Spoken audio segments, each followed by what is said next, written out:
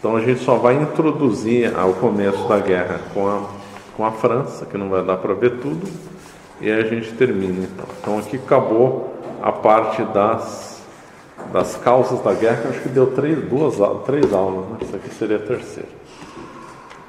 Bom, de 3 de setembro de 1939, quando houve a declaração de guerra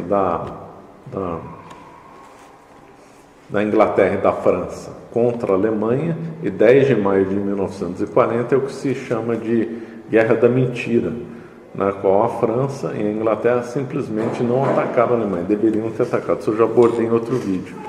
Quando a Alemanha invadiu a Polônia, é claro que quando a Alemanha invadiu a Polônia, é claro que a Inglaterra e a França teriam que ter atacado a Alemanha, claro. Aproveitava que eles estavam fragilizados lá na guerra na Polônia, atacava pelo oeste, claro. Mas isso eu já comentei no outro vídeo, não vou ficar falando aqui. Então essa guerra de mentira foi feita só movimentações. A França chegou a iniciar uma invasão na Alemanha, depois recuou, e a coisa ficou tão em paz na divisa entre França e Alemanha que se podia circular normalmente durante esse período. Quer dizer, uma coisa ridícula. A Inglaterra e a França imaginaram projetos milaborantes, por exemplo, no Cáucaso, teve uma operação no Cáucaso para impedir o acesso dos alemães ao petróleo. Isso aí não saiu do papel. Os alemães na Guerra da França iam dispor de 3 milhões de soldados, apoiados por 7.500 canhões, 2.500 blindados, 5.700 aviões. Ao lado da França, que também contava com exércitos da Inglaterra e do Benelux, somava um número próximo, um pouco menor de 3 milhões, era 3 milhões, entre 3 milhões e meio que a França tinha, e os alemães 3 milhões e meio, ou seja, não havia muita desproporção de forças. E os franceses tinham 1.000 blindados a mais que os alemães, e tinham 3.000 aviões.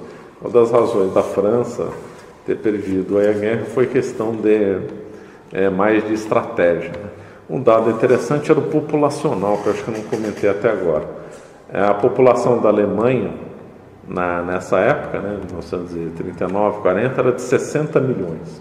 Mas com os territórios que a Alemanha tinha conseguido, passava para ter 80 milhões. E a França, na mesma época, já tinha 41 milhões. Quer dizer, a Alemanha tinha quase uma população do dobro de tamanho na França, quando os dois países começaram a combater para valer. Teoricamente, o exército da França seria muito bom, muito competente, muito treinado, cada vitória na Primeira Guerra Mundial, etc. Mas nessa ocasião já estava decadente. Os generais da França estavam apegados a ideias ultrapassadas de trincheira, não viam o tanque de guerra como uma arma como os alemães viam, que era a técnica da Blitzkrieg, o principal item dela era justamente o tanque de guerra. Os franceses viam como tanque de guerra não como arma principal, mas sim como apoio da infantaria, uma visão totalmente ultrapassada. E os franceses construíram a linha Maginot, uma das maiores elefantes brancos da história militar, acho que foi o maior deles, que foi uma linha defensiva de 200 quilômetros, desde a fronteira da Suíça até a floresta da Ardenas, na Bélgica. O que os franceses imaginaram? O Hitler não vai invadir pela Suíça, porque a montanha suíça é neutra. Ele não vai invadir pelo Benelux, Benelux é Holanda, Bélgica e Luxemburgo, por causa que eles eram neutros. E onde o Hitler invadiu? Pelo Benelux. O Hitler ignorou a linha Maginot. A linha Maginot é um verdadeiro elefante branco completamente inútil. Foi gasto uma fortuna nessa linha Maginot. Eram 108 grandes fortes subterrâneos que guardavam uma linha de 15 em 15, quer dizer, havia um trem que andava dentro da linha Maginot, um trem pequenininho que andava.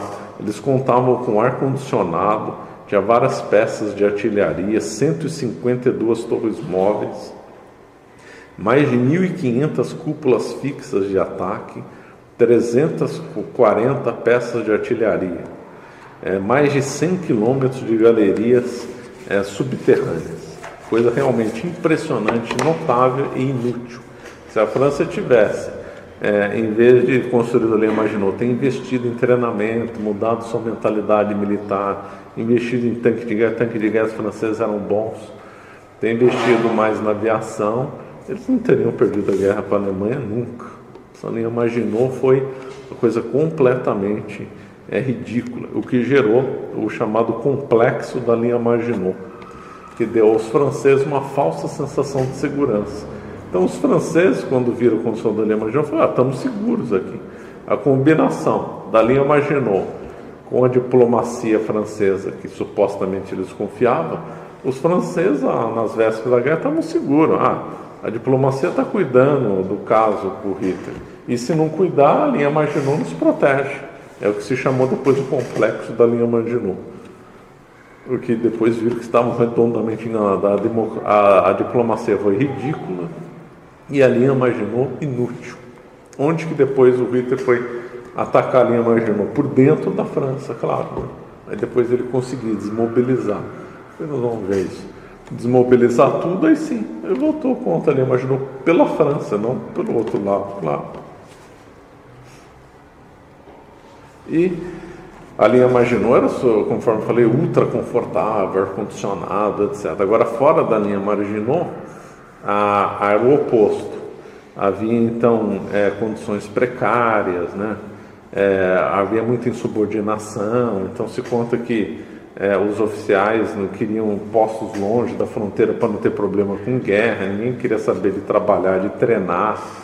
Havia insubordinação de forma que o soldado falava para o superior, o sargento falava: olha, estou tirando um fim de semana de férias, aí tá bom? O oficial aceitava, ninguém estava nem aí, achava que não ia ter guerra, estava totalmente desorganizado, totalmente insubordinado. Alguns até nem batiam continência para os superiores, olha que absurdo, não batiam nem continência para os superiores.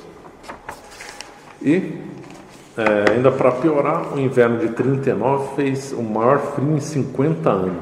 Aí sim que ninguém queria ficar no fronte lá na França. Todo mundo inventava uma desculpa para fugir da linha de ataque.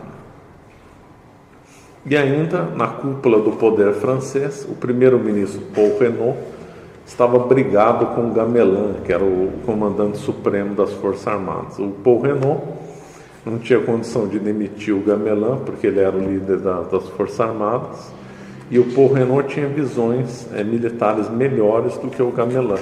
O Paul Renault tinha contato com o Charles de Gaulle, e o Charles de Gaulle tinha estudado essas questões de guerra e era favorável a umas técnicas parecidas que os alemães iam usar, que seria a Blitzkrieg. O termo Blitzkrieg foi cunhado por jornais, né? E o grande teórico da Blitzkrieg na Alemanha foi o Guderian. Mas houve algum ensaio de guerra rápida na Primeira Guerra Mundial e o de Gaulle sabia disso. De Gaulle chegou a publicar um livro defendendo ideias parecidas do Guderian. E, se não me engano, até o Guderian leu esse livro do Charles de Gaulle. E o Charles de Gaulle tinha contatos na alta cúpula militar, tinha contato até com o primeiro-ministro, tentou convencer os militares de mudar o pensamento, né? Conseguiu convencer o primeiro-ministro, mas não o resto da cúpula militar. Então estava tudo preparado para um desastre. Crise entre o primeiro-ministro e o chefe supremo, desconforto na frente, insubordinação, uma linha Maginot completamente inútil, os franceses achando que não ia ter guerra, estava tudo caminhando por um fracasso completo. E aí então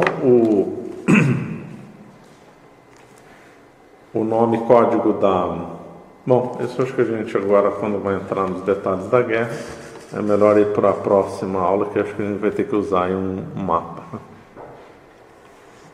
Só os últimos comentários. O Hitler achava que a guerra seria decidida na França mesmo. E achava que com a queda da França, a Inglaterra ia pedir a paz. Esse era o plano. Hitler conseguiria vencer na França, estaria tudo acabado, não ia acontecer mais nada, a Inglaterra ia pedir paz e o Hitler ia ser o senhor da Europa. Esse era um pensamento que Mussolini e o Hitler chegaram a ter nessa época.